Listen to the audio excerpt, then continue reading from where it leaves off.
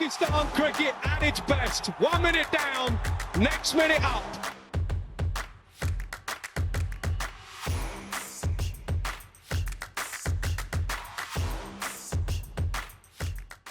Folks, thanks very much for joining me once again. Saj Sadiq here on behalf of PakPassion.net, the cricket website. My guest today is the son of a Pakistan cricket legend. I remember my dad, when I first started watching cricket, he always said to me that my guest today, his father was one of the greatest players he'd ever seen.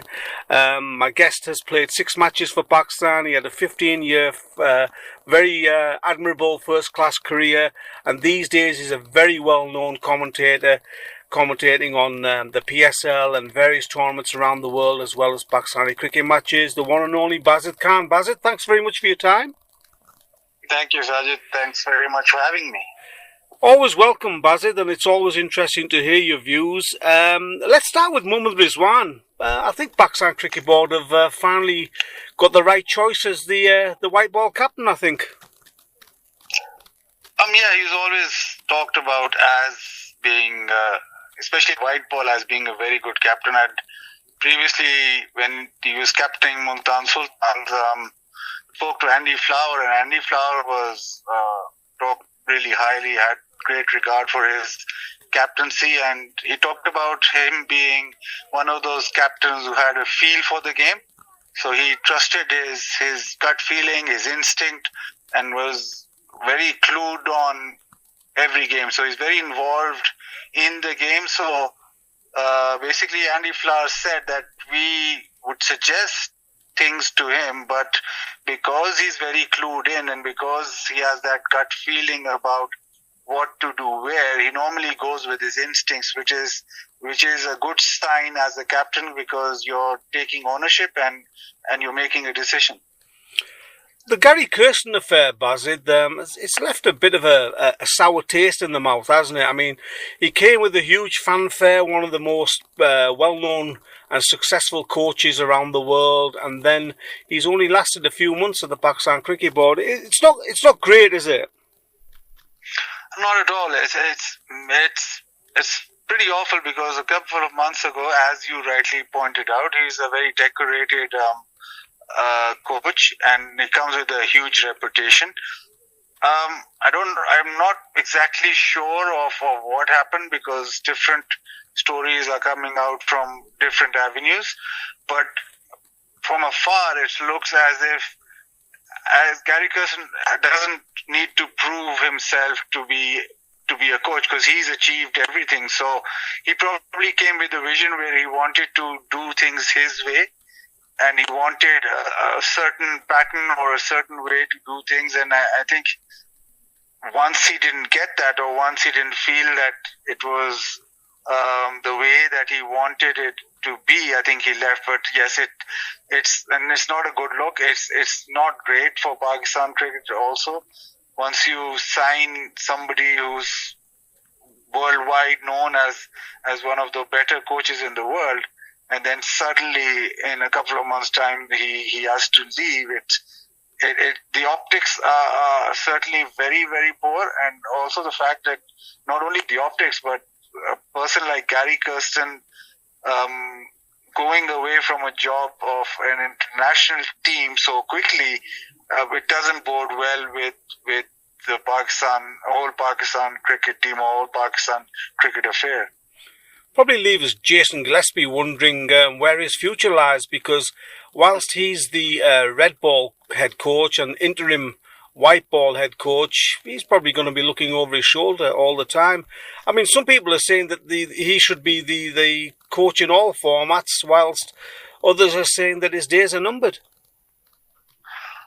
Yeah, it's very, at the moment there's a big sort of a rate of people coming and going. It's even for Pakistan, it's one of the cases that the turnover has been, even Pakistan, who has a great turnover of coaches, captains, etc., but even for Pakistan, it's been one where it has been sort of into 10, the turnover rate of everything, the selectors, the coaches and everything. Yes, Gillespie, The one thing that Gillespie has is that it is his first international coaching experience, so he would like to stay on. I think he would like to actually experience being an international cricket team coach for a while. So maybe that's a little bit of extra motivation to stay on. As in terms of his future, in terms of him being a white ball coach or him staying on as the red ball coach, that is anybody's guess. But yes, again, the situation is far from perfect, and it's quite worrying, and I think anybody working in the PCB as a coach or as a manager or in that sort of a high echelon would be pretty worried. So it's better to have an exit clause in your contract always, because the rate of turnover this past 6-8 months has been quite something. Well, as Mickey Arthur did, didn't he? He had the backup option of going back to Derbyshire, and again, it doesn't paint a very rosy picture of Pakistan Cricket Board and its hiring and firing.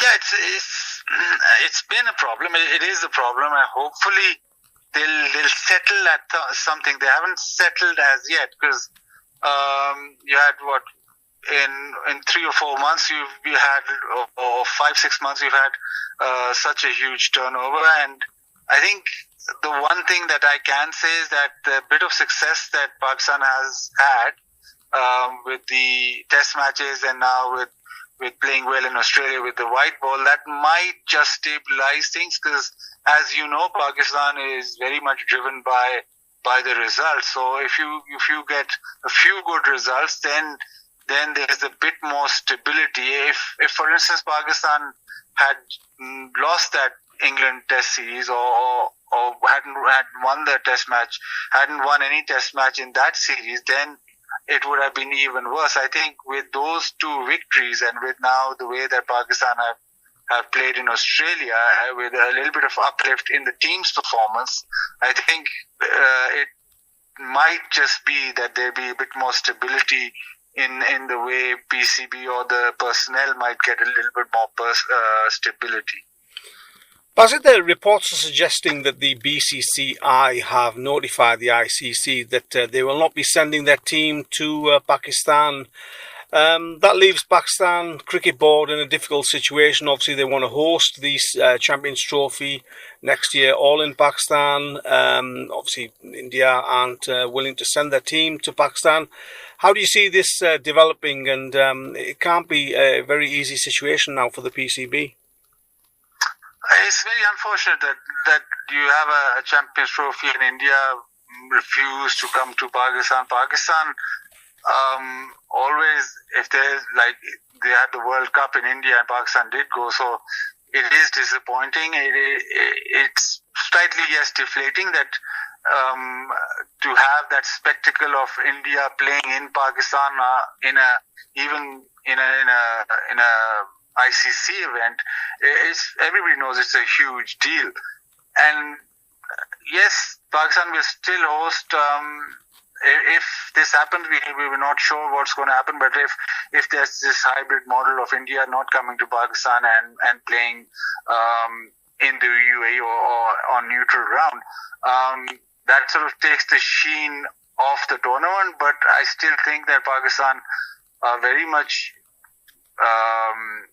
of the opinion that there is no problem in actually hosting India, and there's nothing to do with the state of affairs or state of cricket in Pakistan or anything. It's just basically the political situation which is not allowing India or India not coming to Pakistan. But saying all that, as a cricket fan, it is massive when India Pakistan play wherever they play. But if they're playing in India or if they're playing in Pakistan, that just makes it sort of tenfold. The excitement levels go tenfold because there's a host and somebody visiting. So India Pakistan game not being in Pakistan, that'd be a massive blow.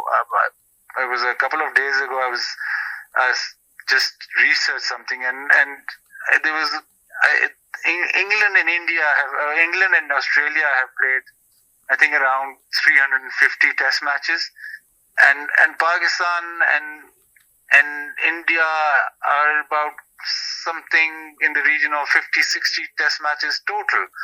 And imagine if Pakistan and India had carried on playing cricket, what level of excitement or what level of fanfare would have developed and how that would have progressed. And we talk about the Ashes and we talk about the rivalry in England and Australia. And England and Australia have played about 7 times more Test matches than these two countries have. It's such a shame that Pakistan and India haven't played, because that rivalry would have. It is the biggest rivalry in sport, but if you played consistently, it would have just gone through the roof. And putting the politics aside, I mean, it's a huge shame for Pakistani cricket fans, not to get the chance to see the likes of Rohit and Virat Kohli and, Pant and those guys on Pakistani soil. Yeah, absolutely. I think if Virat Kohli or Rohit Sharma, they're playing in Lahore, I don't know how people will be, A, the demand for tickets, and B, how people will contain themselves with excitement, because it will be unprecedented to have a high-profile India-Pakistan game hosted by Pakistan in Lahore or in Karachi or any city of Pakistan. It deprives. Obviously, Pakistani fans have been deprived, even Indian fans have been deprived of say 10, 12 years, even more. See their counterparts playing, or their Indian players playing, or Pakistan players playing in India. But I just imagining the fact that they would have been, or they still hope that there might be a game of India-Pakistan in Lahore or in Karachi. It is, as you say, it is one of the games of sport of note, and if it happens to be in Pakistan, well, that will be sort of one day where everybody, all of Pakistan, will be just either at the ground or be glued to their TV screens. It'd be absolutely massive, and I don't recall. I fail to sort of imagine that there would be anything that would be able to pull the fans or pull such excitement, which an India-Pakistan game in Pakistan would do. Bazid, moving to another topic, as a son of a very famous, well-known cricketer, what advice have you got for Azam Khan? Obviously, Moin, his father, was a very famous cricketer for Pakistan, former captain. What pressures come being the son of... I mean, Pakistani cricketers have a lot of pressure anyway, but being the son of a famous international cricketer, what advice would you give to Azam? Because at times it seems like he is struggling with the additional pressure. Look, in the subcontinent, so not just Pakistan, it's even India. If you're related to, or if you're the son of a great player or a well-known cricketer, you're always going to be compared, or you're always going to have that pressure.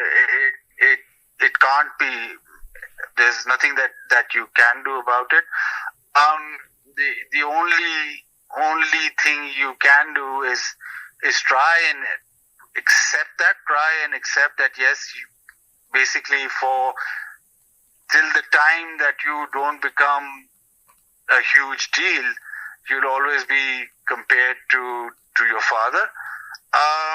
Now he himself has to clearly decide himself that what kind of legacy he wants, and what kind of career or what kind of legacy he wants to leave behind. Yes, Moin Khan will obviously always be his dad. Moin Khan will always be remembered as one of Pakistan's leading wicketkeeper, batters, and captain of Pakistan cricket team. So that will always remain with you. Now you have to accept it. There's no other way, especially in the subcontinent. So I normally tell people that. So for instance, if outside the subcontinent you're a son of a great player, it might go away in say. If it goes away in 5 years, in the subcontinent, it won't go away till 15. So that's the sort of comparison there is. But the advice that I could give is that just you have to make your own try and make your own legacy, as difficult as it is. Everybody in Pakistan and everybody who plays professional cricket has a lot of pressure. Yes, this sometimes being, especially when you start off cricket, you get a little head start with being somebody's son or being related to somebody, because people already have an introduction about you when you go onto the field. But as your career develops, then the pressure also, as with any professional sport, as you jump up a level, or as you play at the topmost level, the pressure increases, and you have to find your own way to deal with that pressure. But